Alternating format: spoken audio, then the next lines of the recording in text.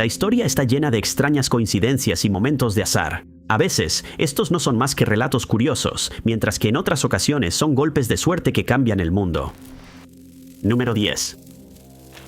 La Guerra de las Rosas fue una época compleja en la que cada batalla podía cambiar el rumbo de toda la guerra. La batalla de Bormer's Cross fue una de las luchas cruciales durante la guerra y llevó a Eduardo de March a ser proclamado rey de Inglaterra, pero su victoria quizá no habría ocurrido sin un fenómeno astronómico fortuito. Menos de 2 meses antes de la batalla de Bormer's Cross, Ricardo, duque de York, había caído en combate junto con su segundo hijo, Edmundo. La guerra había comenzado en gran parte como una lucha de poder entre el duque de York y el rey Enrique VI. El rey había tenido problemas de salud mental. Cuando estaba demasiado enfermo para gobernar, el duque tenía que intervenir. Cuando se recuperaba, el rey tenía que arrebatarle el control al duque, algo que no era nada fácil. Aunque Ricardo ya no estaba vivo, la guerra continuó y su hijo mayor, Eduardo, hizo valer su derecho al trono.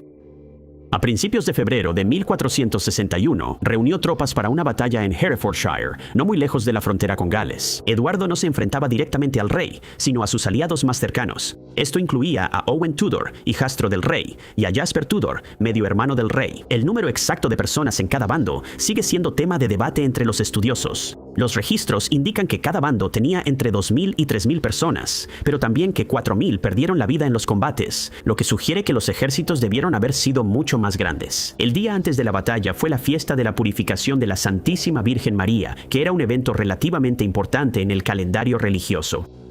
Ese día, los soldados de Eduardo vieron 3 soles en el cielo. Todos parecían ser distintos y separados entre sí. Al principio, esto se consideró una mala señal, y algunos empezaron a temer que la batalla no saldría a su favor, pero Eduardo lo vio como una promesa. Afirmó que los 3 soles representaban a la Santísima Trinidad y que esto era una bendición para la batalla. La extraña visión levantó la moral, y el ejército de Eduardo terminó siendo victorioso. Hoy sabemos que los 3 soles fueron un caso de falsos soles, o parhelios. Esto es causado por cristales de hielo y nubes de gran altitud que refractan la luz del sol. La victoria de Eduardo no puede atribuirse únicamente al aumento de moral provocado por la aparición fortuita de los parhelios. Probablemente él tenía el mejor ejército de los dos. No se han conservado detalles sobre las estrategias de batalla a lo largo de los siglos, así que realmente es imposible decir con certeza cuál fue el factor decisivo.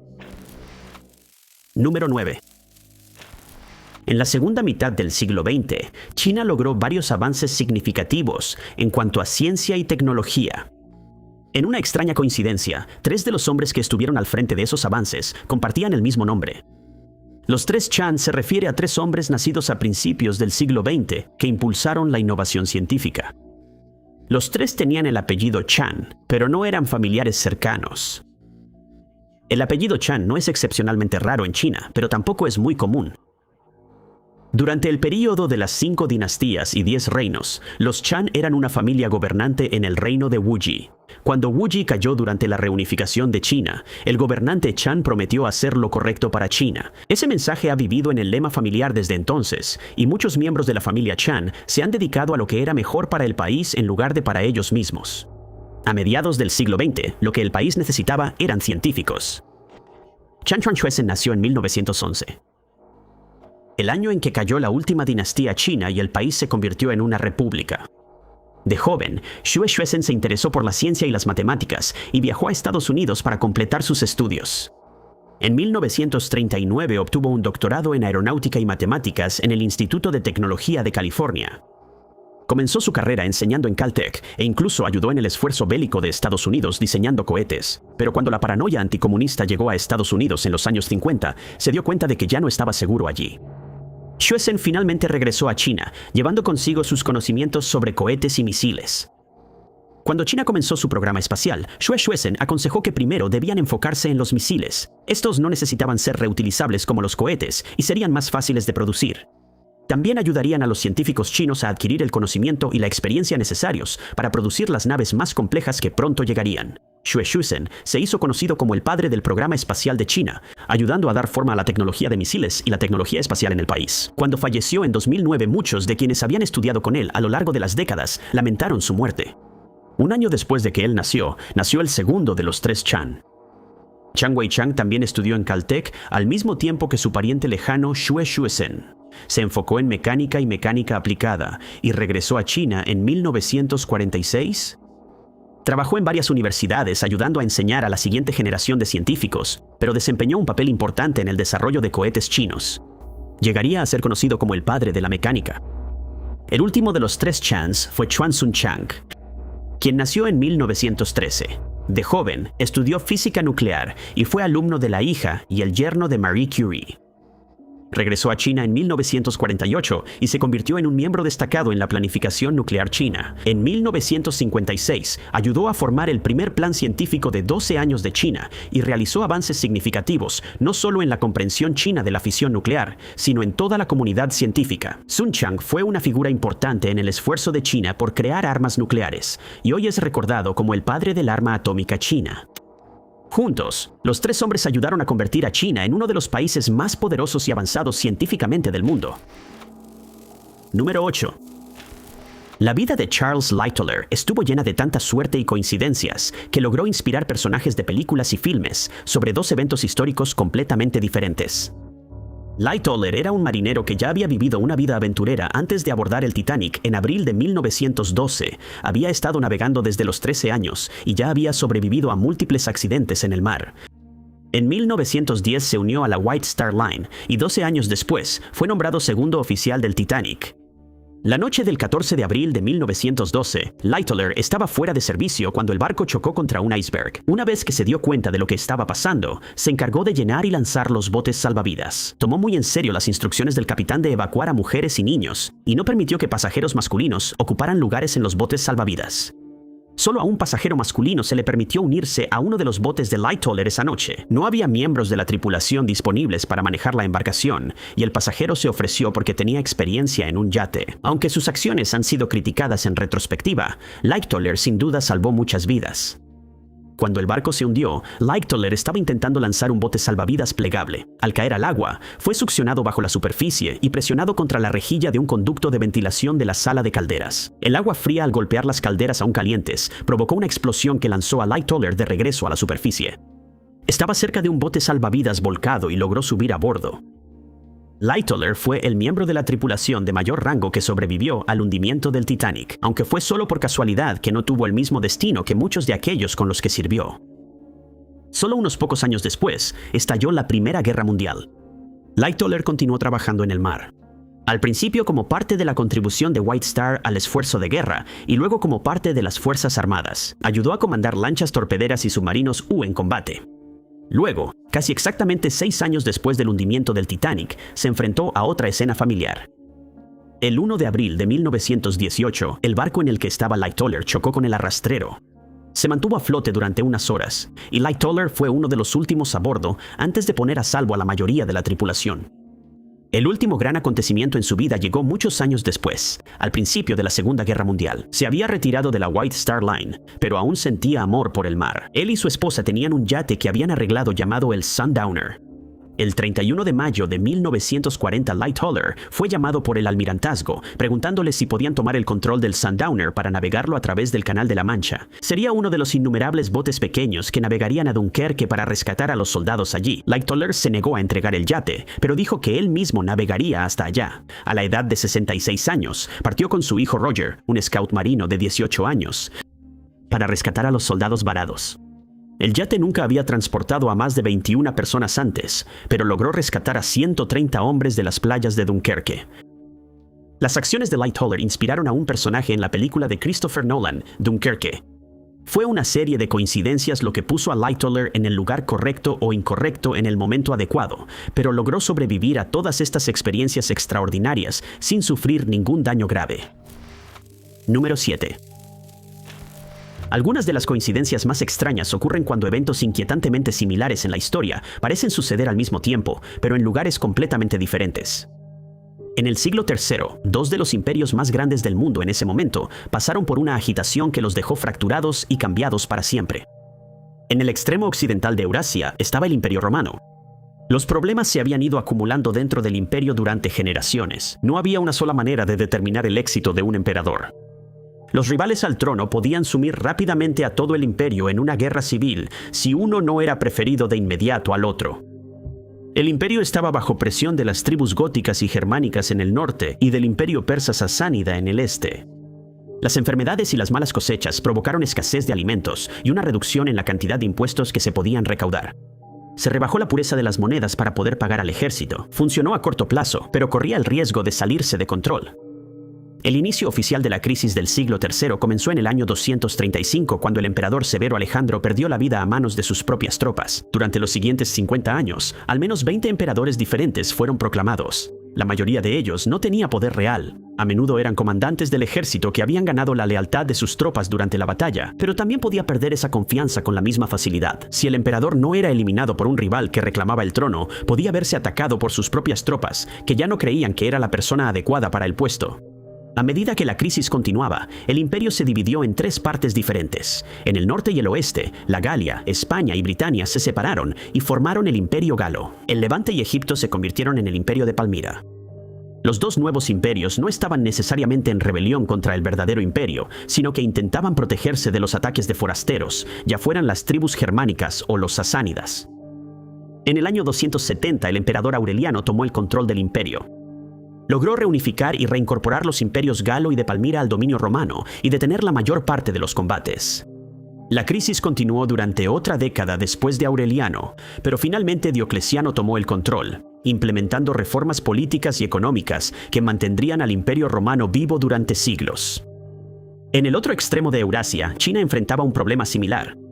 La dinastía Han fue una de las más duraderas en la historia de China, pero había estado luchando contra la corrupción durante años. Los emperadores no duraban mucho en el trono, pero eran los eunucos quienes tenían la mayor parte del poder. Los altos impuestos y la hambruna provocaron rebeliones entre los campesinos. Los soldados eran más leales a los señores de la guerra que al emperador. Con el tiempo, esos señores de la guerra aprovecharon ese poder. La dinastía Han colapsó oficialmente en el año 220, solo 15 años antes del inicio oficial de la crisis romana. China se dividió en 3 reinos que permanecerían en guerra entre sí hasta el año 280, cuando el emperador Wu, de la dinastía Jin, reunificó China una vez más. La coincidencia entre estas 2 crisis fue completamente accidental y no tuvo relación alguna. Las líneas de tiempo nos ayudan a reflexionar sobre cómo muchos eventos separados en la historia no estaban separados por el tiempo, sino solo por la geografía. Número 6. En 1936, un noble adinerado se mudó a una finca en el campo inglés. Por lo que podían ver tanto sus vecinos como sus nuevos amigos, no había nada inusual ni sospechoso en él. Pero el hombre desapareció justo antes del inicio de la guerra, y la gente rápidamente se dio cuenta de que tenían a un espía entre ellos. Por coincidencia, el hombre que vivía justo al otro lado de la calle también era un espía, pero trabajaba para el bando contrario. Robert Trike era un varón nacido en Letonia, estaba bien educado y era considerado un aristócrata decente y adinerado. Cuando llegó por primera vez a Inglaterra, traía consigo una historia que fácilmente haría que muchos de sus colegas se pusieran de su lado. Había sido obligado a abandonar su hogar durante la Revolución de Octubre, y los bolcheviques le habían confiscado sus propiedades. Trike aparentemente todavía tenía suficiente dinero para desempeñar el papel de un aristócrata adinerado. Rentó Luchington Manor, una gran propiedad en Wiltshire, en el corazón de Inglaterra. La propiedad estaba amueblada con muebles caros y obras de arte. También se trajeron sirvientes y 5 caballos de pura sangre a la propiedad. Muchos de los vecinos de Trike también eran ricos y rápidamente se hizo amigo de la aristocracia local. Fue aceptado en la Sociedad de Caza de Beaufort, donde el cazador supremo era el duque de Beaufort. El duque también ocupaba el puesto de caballerizo en el Palacio de Buckingham. Otro miembro de la cacería era Stuart Menzies. Menzies provenía de una familia adinerada y había estudiado en el Colegio Eton. Había sido capitán en el regimiento Second Life Guards durante la Primera Guerra Mundial y fue dado de baja honorablemente después de un ataque con gas en 1915. Ni Menzies ni ninguno de los otros miembros de la sociedad de caza sabían, pero Trike era un espía.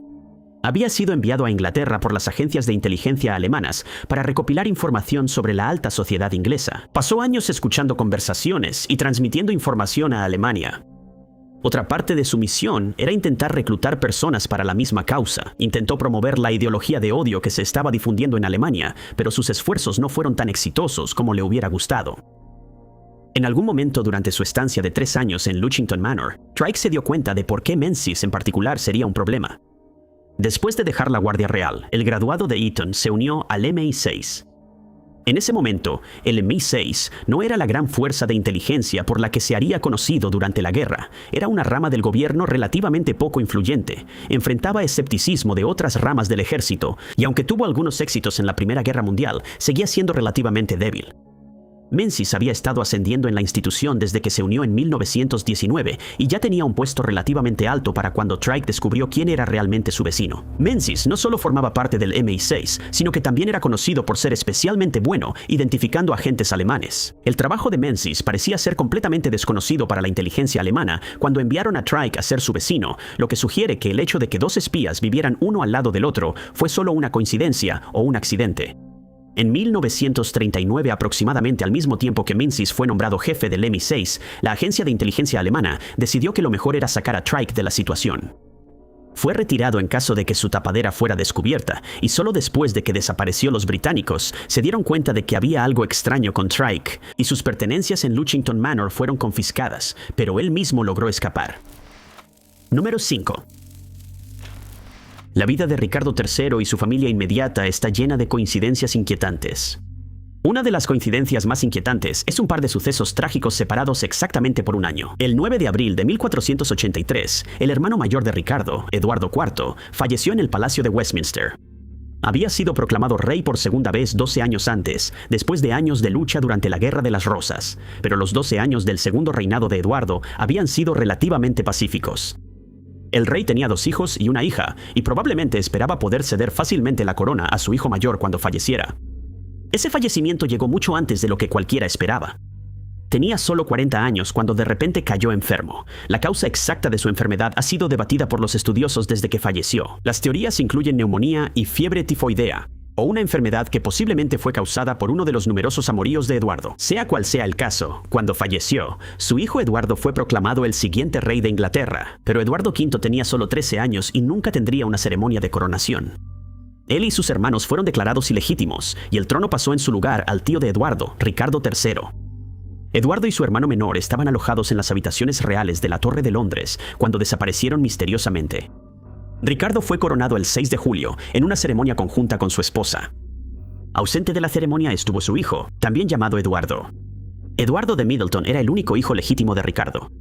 Desafortunadamente, hay pocos detalles sobre él en los registros históricos, incluyendo su fecha exacta de nacimiento, que fue entre 1473 y 1476. Es posible que Eduardo haya sido un niño enfermizo, lo que explicaría por qué rara vez se le veía fuera de Middleton. En septiembre de 1483, fue nombrado oficialmente príncipe de Gales, pero según los registros históricos, no podía caminar en ese momento y tuvo que ser llevado en una litera. En la primavera de 1484, el rey y la reina realizaron una gira oficial por el reino, conocida como una gira real. El joven príncipe no estaba con ellos. Según una fuente, era posible que Eduardo se quedara atrás como símbolo del nuevo régimen en el norte, pero una teoría más probable es que simplemente estaba demasiado enfermo para viajar.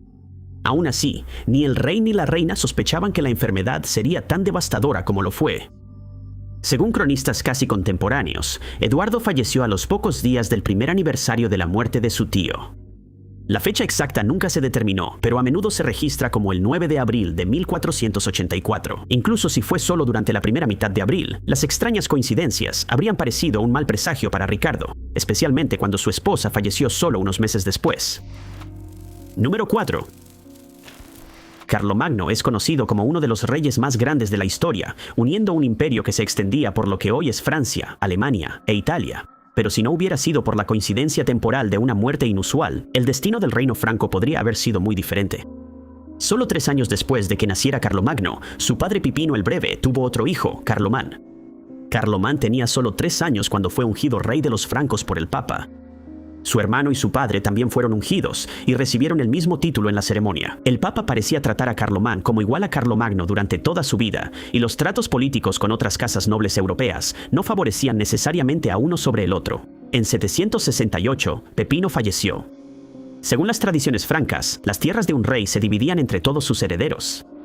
Había un motivo claro y una división evidente en el reino de Pepino. Su imperio consistía en 2 reinos tradicionales, Neustria y Austrasia, que consistían en las partes occidental y nororiental del imperio, respectivamente. Pero Pepino no dividió el reino siguiendo esas líneas. En cambio, Carlomán recibió el interior del reino, mientras que Carlomagno tenía un anillo de territorios que rodeaban a su hermano. Los territorios de Carlomán eran más fáciles de defender, pero también eran las zonas más pobres. ¿Por qué se eligió esa división sigue siendo un misterio? Pero se teoriza que Pepino intentaba mostrar que el imperio seguía unido, aunque gobernado por dos personas diferentes. Desafortunadamente, Carlomagno y Carlomán no parecían llevarse bien entre ellos en ese momento. Carlomán tenía solo 17 años. Tenía 10 años cuando fue nombrado rey, y Carlomagno solo tenía 21 años. Cuánta animosidad había entre los dos hermanos ha sido debatido por los historiadores, pero definitivamente hubo momentos en los que las cosas se pusieron tensas entre ellos. Mientras intentaba sofocar una rebelión, Carlomán parecía socavar a su hermano mayor. De todos modos, Carlomagno tuvo éxito, pero las acciones del rey más joven aún serían usadas como evidencia de que no se llevaban bien. También estaba el reino lombardo en el norte de Italia que debía ser considerado. Los lombardos estaban justo en la frontera de Carlomán y eran su mayor amenaza. Su madre arregló un matrimonio entre la hija del rey lombardo y Carlomagno, completando efectivamente el cerco. Para el año 771 parecía que los dos hermanos se encaminaban hacia la guerra. Los historiadores han debatido si esto realmente podría suceder. Señalan que Carlomagno fue pragmático en su reinado posterior, y es posible que esto hubiera continuado como una guerra fría durante mucho más tiempo. Pero entonces sucedió algo inesperado. Carlomán falleció. La causa exacta se desconoce, aunque está registrado que sufrió una fuerte hemorragia nasal. Sin embargo, esto probablemente fue un síntoma de otra cosa. No se cree que Carlomagno haya tenido algo que ver con la muerte de su hermano. Fueron causas naturales, aunque con una coincidencia temporal extraña. Carlomán tenía hijos pequeños que debieron haber sido sus herederos, pero eran solo unos bebés cuando falleció. Los nobles de Carlomán eligieron a su hermano en lugar de su viuda, y Carlomagno fue nombrado el único rey de todo el imperio franco. La muerte de Carlomán también desencadenó una guerra con los lombardos. Carlomagno ya no los necesitaba para mantener a su hermano bajo presión y repudió a su esposa poco después de la muerte de Carlomán. El rey franco rápidamente conquistó el reino lombardo, expandiendo aún más el imperio. Si Carlomán hubiera vivido solo un poco más, la historia podría haber sido muy diferente, cambiando el rostro de Europa durante siglos. Número 3. En el transcurso de solo unas horas, 4 poderosos terremotos sacudieron 3 países diferentes alrededor del Pacífico. Mientras comenzaban las operaciones de rescate, la gente especulaba sobre qué tipo de conexión podrían tener estos sismos, pero según los científicos, solo 2 de los 4 estaban conectados de alguna manera. El temblor comenzó poco después de las 8:10 AM el 24 de junio de 2026 en Redwood Valley, California. Después de unos meses de intensos temblores, los sismos disminuyeron y la mayoría de las personas que lo sintieron pudieron volver a la normalidad. El estado es uno de los lugares más preparados del mundo para los terremotos. Este fue de una magnitud de 5.6, lo cual no es insignificante, pero no causó demasiado daño. Las líneas de agua y electricidad se interrumpieron y el techo de al menos una casa se derrumbó. 6 personas resultaron heridas. 7 horas después, a más de 3.500 millas de distancia, otro terremoto aún más fuerte ocurrió. Esta vez, el terremoto ocurrió en la región de Yacubí, en Venezuela. Fue mucho más fuerte, alcanzando una magnitud de 7.2, y su ubicación lo hizo aún más devastador. El sismo fue resultado de un movimiento de deslizamiento lateral en la falla de Bocano, una de las muchas fallas que forman los límites entre la placa del Caribe y la placa sudamericana. Las dos placas se deslizaron una junto a la otra, provocando que ondas dañinas se propagaran por toda la región. Solo unos segundos después, se desencadenó otro terremoto en el mismo sistema de fallas. Esta vez, la falla principal de San Sebastián fue la causa del daño, y el sismo alcanzó una magnitud de 7.5. Juntos, ambos terremotos causaron una devastación generalizada en todo el país. La capital, Caracas, y el estado de La Guaira fueron particularmente afectados. Los edificios en estas áreas no estaban diseñados para soportar tanta sacudida. Más del 80% de los edificios colapsaron. Las labores de búsqueda y rescate comenzaron de inmediato, pero más de un mes después del sismo, decenas de miles de personas seguían desaparecidas. Al menos 5.500 personas perdieron la vida. El doble sismo de Venezuela fue, por mucho, el desastre natural más aterrador que ocurrió en esas 24 horas, pero no sería el último. En otro punto del Pacífico, la fecha del calendario ya había cambiado al 25 de junio, pero en realidad habían pasado menos de 30 minutos desde el sismo de Venezuela, cuando ocurrió otro frente a la costa de Japón. Eran poco después de las 7:30 de la mañana cuando comenzó el temblor. El epicentro se ubicó a 22 millas al este-noreste de Iwate. Pero el terremoto fue lo suficientemente fuerte como para que el impacto se sintiera en tierra firme. Cientos de estructuras resultaron dañadas y 10 personas resultaron heridas por el sismo. Algunas tuberías de agua también sufrieron daños. Con tantos terremotos fuertes ocurriendo a lo largo del borde del Pacífico en un solo día, muchos especularon que debía haber una conexión entre los tres eventos. Es posible que un terremoto desencadene otro, que fue exactamente lo que sucedió en Venezuela, pero eso normalmente ocurre dentro del mismo sistema de fallas, y los sismos están ubicados relativamente cerca uno del otro. El terremoto de Venezuela ni siquiera estaba conectado con la plaga del Pacífico, que fue responsable de los otros dos eventos sísmicos. Según los expertos, no hubo ninguna conexión entre estos eventos. Incontables terremotos ocurren todos los días, y solo fue una coincidencia que 3 sismos relativamente grandes ocurrieran cerca de centros poblados, lo suficiente para llamar la atención. Número 2. Entre el 2 y el 5 de septiembre de 1666, un terrible incendio arrasó el corazón de la ciudad de Londres, y miles de casas fueron destruidas, así como edificios cívicos. Después del incendio, muchos han vuelto la mirada hacia videntes famosos y han intentado relacionar sus predicciones con el incendio. La mayoría solo tiene un poco de sentido en retrospectiva, pero hay una predicción que resultó inquietante por lo acertada que fue por pura coincidencia. Después del desastre, los ciudadanos buscaban a alguien a quien culpar. Unos meses antes del incendio, un hombre llamado John Rathbone había sido arrestado. Rathbone y un grupo de ex parlamentarios habían conspirado para derrocar al rey y restaurar la Commonwealth. Parte del complot consistía en incendiar Londres. El plan, casualmente, se llevaría a cabo el 3 de septiembre. La fecha fue elegida en parte porque era importante para los republicanos ingleses. Era el aniversario de 2 de las victorias de Oliver Cromwell durante la Guerra Civil, pero también la eligieron porque coincidía con un horóscopo. 14 años antes, William Lilly había escrito Monarquía o no monarquía en Inglaterra. Esta era una serie de profecías para Inglaterra escritas como jeroglíficos. Las basó en sueños que había tenido y decía que permitían ver muy lejos en el futuro. Los símbolos en los dibujos podían ser descifrados por quienes tuvieran conocimientos de astrología, revelando que eran horóscopos. 2 de estos dibujos en particular son significativos. Uno mostraba una ciudad en llamas junto a un río. Otro mostraba gemelos boca abajo colgando sobre llamas.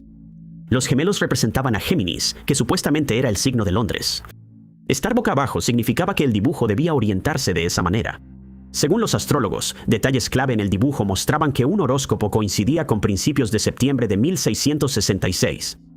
El otro dibujo no daba una fecha, pero era fácil ver las similitudes entre la ciudad y Londres.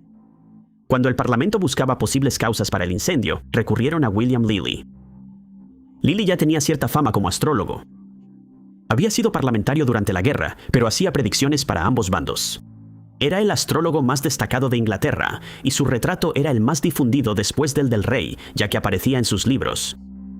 Lilly compareció ante un comité especial creado para encontrar la causa del incendio. Cuando le preguntaron sobre sus predicciones, Lilly no negó que Londres estuviera representado en alguna de las imágenes, pero sí dijo que no eran lo suficientemente precisas como para relacionarlas con una sola fecha. También negó cualquier implicación de su parte. No necesitaba forzar que esta profecía en particular se cumpliera para mejorar su reputación. La explicación de Lilly fue aceptada y se le permitió quedar en libertad. Incluso si los dibujos de Lilly especificaran una fecha, el hecho de que la predicción se cumpliera no habría sido más que una coincidencia, como con otras predicciones sobre el gran incendio. Número 1. El 12 de junio de 2025 ocurrió un horrible accidente de avión en Gujarat, India. 260 personas perdieron la vida, incluyendo casi todos los que iban a bordo del avión. El único sobreviviente fue un hombre que logró escapar de los escombros. La noticia de su supervivencia fue noticia en todo el mundo, lo que llevó a un cantante tailandés a señalar una extraña coincidencia entre el vuelo y algo que le sucedió décadas antes. El vuelo 171 de Air India debía volar desde el aeropuerto de Amritsar en Gujarat, India, hasta Gatwick de Londres en el Reino Unido. El avión despegó poco después de la 1:40 de la tarde hora local para comenzar el viaje rutinario con 242 miembros de la tripulación. El piloto era experimentado y no parecía haber nada que ocurriera antes del despegue que les hiciera pensar que algo andaba mal. Sin embargo, solo unos segundos después, el avión comenzó a perder altitud y se estrelló contra la residencia de una facultad de medicina a solo 1 milla de la pista. Momentos después del accidente, el combustible derramado se encendió y los restos quedaron envueltos en llamas. De las 242 personas a bordo, solo una logró escapar. Vishwas Kumar Ramesh era un hombre británico de 40 años que viajaba de regreso a Inglaterra con su hermano. Él estaba sentado en el asiento 11A, en la fila de salida, justo frente a las alas del avión. Logró sobrevivir al impacto inicial y luego vio una abertura en el fuselaje del avión. En el momento del desastre, él no podía saber si la pared del avión se había roto o si la salida de emergencia se había abierto durante el accidente. Él escapó por el agujero y fue grabado mientras se alejaba de los restos antes de que el fuego comenzara a extenderse. La historia de la milagrosa supervivencia de Ramesh apareció en los titulares de periódicos de todo el mundo. Para Ramesh, había más en la historia que su milagrosa supervivencia. Perdió a su hermano en el accidente y comenzó a sufrir de trastorno de estrés postraumático. Su número de asiento apareció frecuentemente en los reportes periodísticos y llamó la atención de James Lloyd Cusack, un cantante y actor tailandés. En 1998, Lloyd Cusack fue uno de las 146 personas a bordo del vuelo 261 de Thai Airways International cuando se estrelló al intentar aterrizar en el aeropuerto de Surat Thani. No hay demasiadas similitudes entre los dos accidentes. El desastre más reciente ocurrió durante el despegue, mientras que el anterior ocurrió durante el aterrizaje. La causa de los dos accidentes no parece ser la misma, aunque la investigación sobre el desastre de 2025 aún está en curso.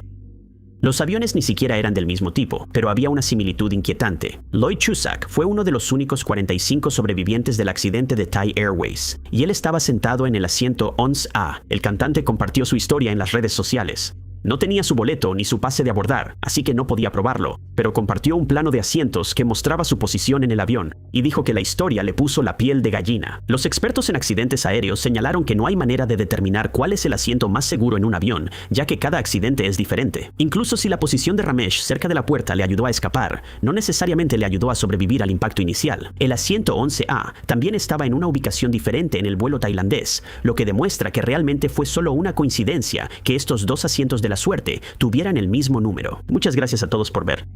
Si les gustó este video, asegúrense de darle like. Además, no olviden suscribirse y activar la campanita de notificaciones para estar al tanto de todos nuestros futuros videos. Pero mi nombre es Ty Knots y los veré en el próximo video.